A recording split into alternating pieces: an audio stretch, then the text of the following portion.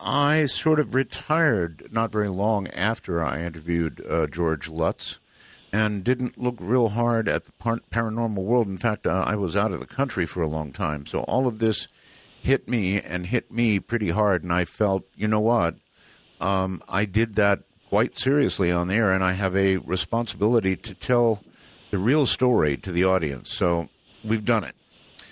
Now, and you also interviewed Malachi Martin, who was one of the people who consulted on this case. And Malachi Martin, I come to find out from a CIA officer, was actually working for the CIA at that time. What? Yep. He told a story. He told a story. This person who shall go nameless.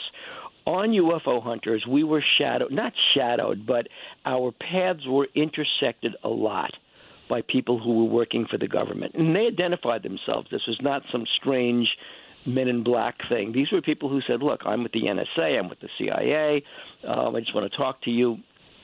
And this particular case happened down on Long Island. And so we were talking about Malachi Martin, and this person who wanted to do his own life story but really couldn't because he'd have to get it through the Board of Review, told the story of how very briefly, his contact in NGO, a non-government organization, investigating UFOs. The person who came to retrieve a piece of UFO data technology actually was Malachi Martin. What? I was interviewed recently, by the way, for a documentary on Malachi, a British documentary coming out, I'm not sure when, pretty soon. And I was happy to do it. Malachi was an amazing, amazing man. But you're telling me he was a CIA agent? He was a cooperating individual with the CIA. Well, a lot of people do that. Do you have any knowledge? You can't name your source, right? I cannot do that. No. All right. Do you have any knowledge what the nature of his involvement with the CIA was? In other words, what was he doing? Yes. Okay, fire away.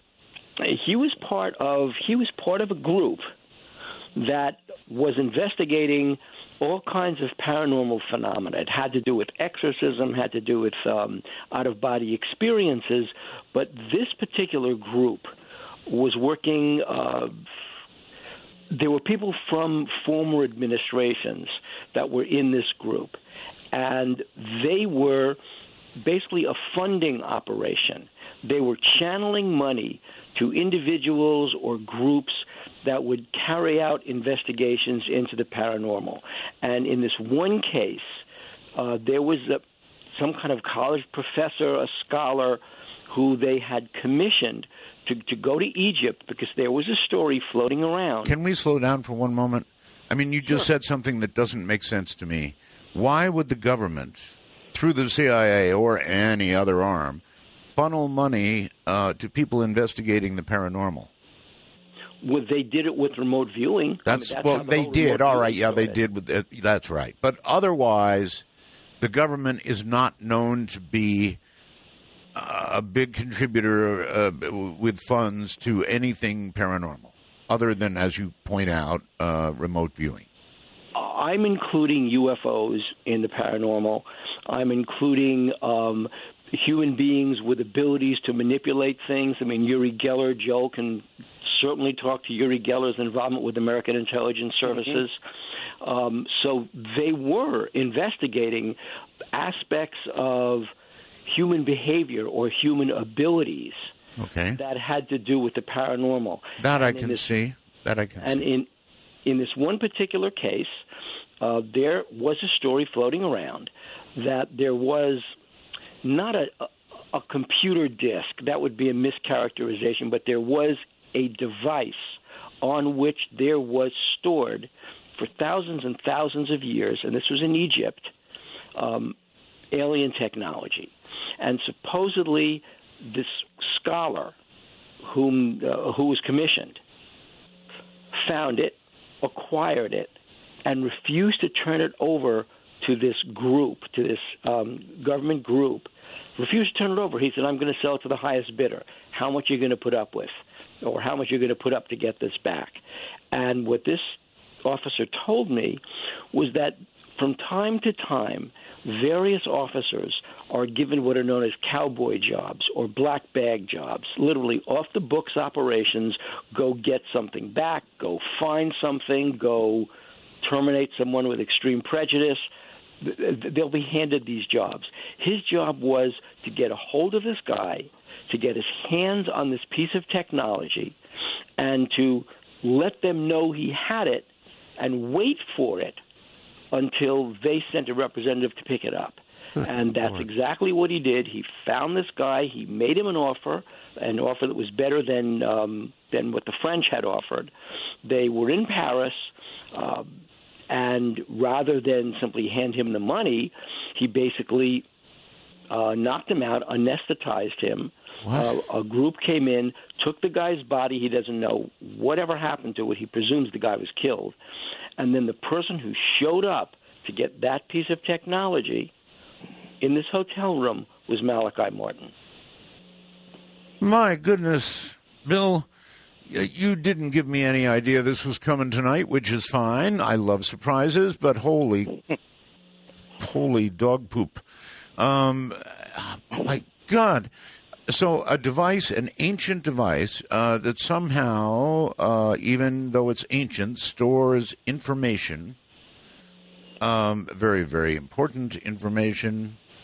It's sort of put up for bid. We win. Malachi, acting for the CIA, collects it. About right? That's correct. The person went rogue. He would not turn it over. He said, "I'm putting it up for the highest bidder." Supposedly, the French won. He was meeting him in a hotel. He was meeting whatever bureau was handling this for the French in Paris. That's where this individual from the CIA crossed his path, offered him more. The guy basically said, "Sure, the highest bidder." They met in a hotel room, and this person dispatched him. Why would they dispatch Malachi to retrieve this device? Just curious. That's the key question. Because Malachi was one of the individuals who was, how can I put it, almost like the historian or the scholar or the expert for this group. He was vetting the kinds of applications or candidates that this group was examining. He was vetting them. It seems to me that the very existence, I mean, Malachi was a very, very conservative Catholic. Yes, but he was a Catholic who was let out of his regular orders by the Pope. Yes, I know. And one wonders, I mean, what was underneath that? My theory always was that Malachi was far more valuable as a secular priest than he was in regular orders. Oh, I think that's fair. You know that the manner of his death is somewhat suspicious. Turn that over to Joe. Joe knows all about that one. Oh, really? I'm not even sure I want to ask, but ask I shall. Joel, do you really know something about Malachi's death? What I heard is that he was kept out of communication by the sisters who were caring for him, that he fell down the steps, and that is the manner of his death. Now, there are people who have said, there's some conspiracy here. He didn't fall down anything. He got pushed, at least. What do you know, Joel? Well, there's a thread of truth that runs through all of those versions. He had a very beautiful apartment on the east side of Manhattan. He was living the way any of us live. Yes. You know, house, apartment, whatever. He was not living in a rectory or anything like that. Right. He was living with a woman on the east side of Manhattan. He had a lady friend. And when he fell down, he was on a ladder looking for a book. He was one of those those ladders you see in bookstores. I do. That whirl back and forth. He was on one of those because he had an extensive library. I mean, a really extensive library. Yeah. He was looking for something, and he either fell down or was pushed. That's exactly right. Now, there's a version that says he fell down a flight of stairs.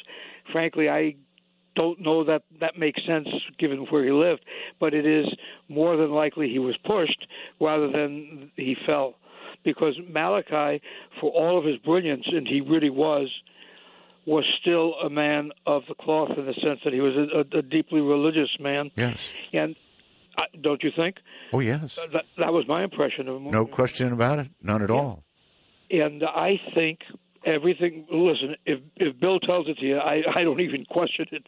But that's my own personal opinion of Bill's veracity, of the truth he always tells about these things.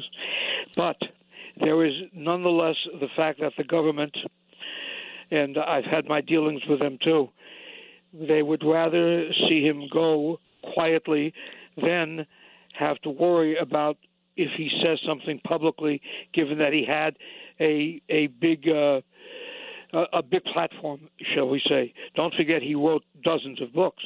Yes, well, he had a rather regular platform with me, and he was very, very outspoken. That's right. I met him, and I interviewed him, but nowhere near to the extent you did. I don't even pretend to. But okay, so do you honestly think that the CIA, for example, may have been concerned that he would begin opening up about some of what he had done with regard to everything you just talked about, this device, whatever it was, and his my God. I certainly do. And there's no question that government intelligence agencies will approach people who they think can help them with information of the kind that Malachi Martin would have had access to.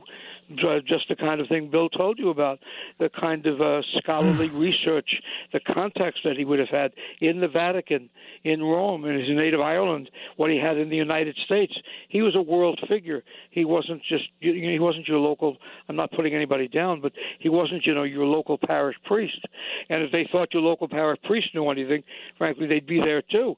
I mean, they had come to visit us after certain programs. Why wouldn't, if we were local, why wouldn't they do that with somebody like Malachi Martin? God, okay, let's go back to the incident, if you want to call it that, in Paris. What do we now know about this device, if anything? Where did it end up? Was the knowledge retrieved? What was, I mean... All we know is this, that this particular non-official cover officer for the CIA was waiting in a hotel room. This was after this scholar's body, this person's body was removed. Yes. Malachi Martin shows up and basically takes possession.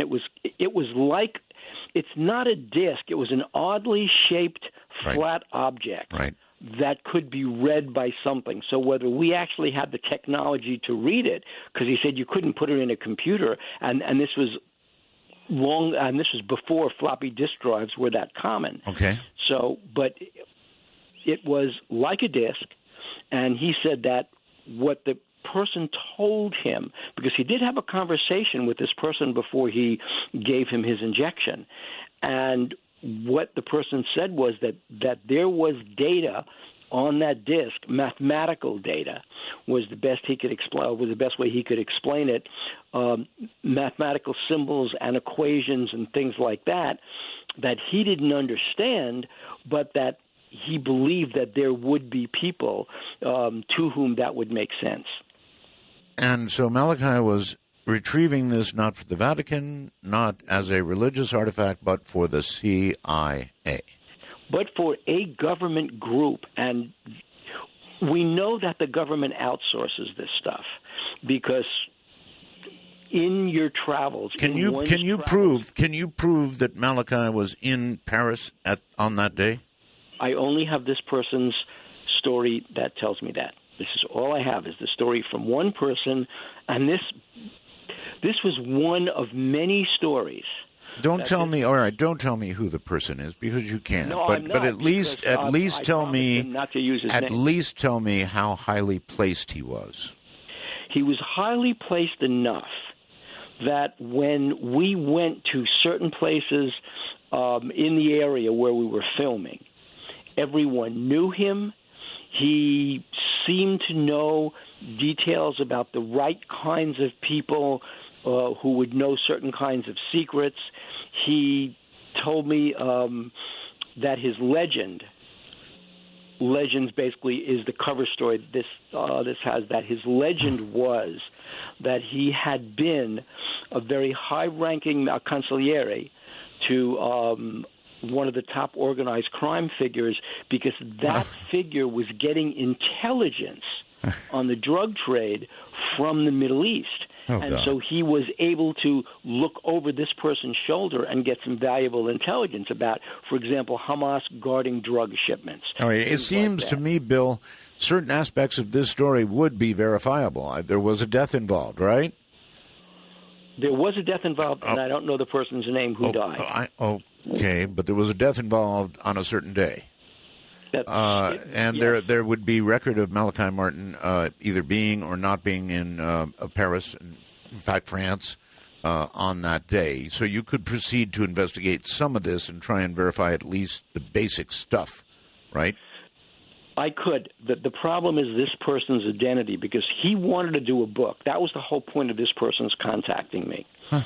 And this was after the Corso book, and he said, look, I really want to do a book about my life and my involvement with strange black book things about my life, because I really want the people around me to at least know my story that I can't tell.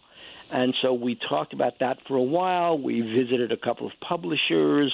He couldn't do it as nonfiction, so he wanted to do it as fiction. And this particular publisher said, this will never fly as a novel. Oh, I'm sure. It really has to fly as nonfiction. It has to fly as a true story. And he said it'll never get through the review board. And so his presumably even his life might be in danger should he come out with this, yes? Yes, because of this and other stories where he did certain kinds of jobs for elements within the government that were off the books. I was stunned to hear some of these stories, and I'm very stunned. Not one shred of evidence that they're true. Do you have just his word? Okay. Do you have any separate? You just said no. Any separate evidence at all that Malachi Martin was involved with the CIA? Anything beyond that man's word? It's that person's word, but among the stories he was telling about how deep and pervasive the CIA and our intelligence agencies are, it's not just the CIA, it's DPMA and other kinds of DIA and other kinds of three-letter agencies, that he said that over the course of 60 years, that the pervasiveness of the intelligence community is such that people, you turn on the television and you see a news commentator whom you believe to be is really like either a centrist or really a liberal person. Right. That person's a listening post. Oh, I know. Here's what I will say that will support a little bit what you're saying generally. I do know for a fact that scholars, people who lecture internationally, highly placed individuals in private society are indeed frequently approached by the CIA to do little jobs for them. If somebody's going into Burma, they might want to know the condition of an airport or a runway or some sort of infrastructure information. I know that these contacts are made by the CIA and these people are used in this way. So to that degree, I can verify that goes on. But that it went on with Malachi Martin, Father Malachai Martin? Well, look at Valerie Plame's husband, who was an ambassador in Niger. Here's a guy who was not in the CIA. He was in the State Department, literally tasked by the CIA. Go to Niger, find out if Saddam Hussein is buying yellow cake to make nuclear weapons. Yeah, well, boy, that's another show.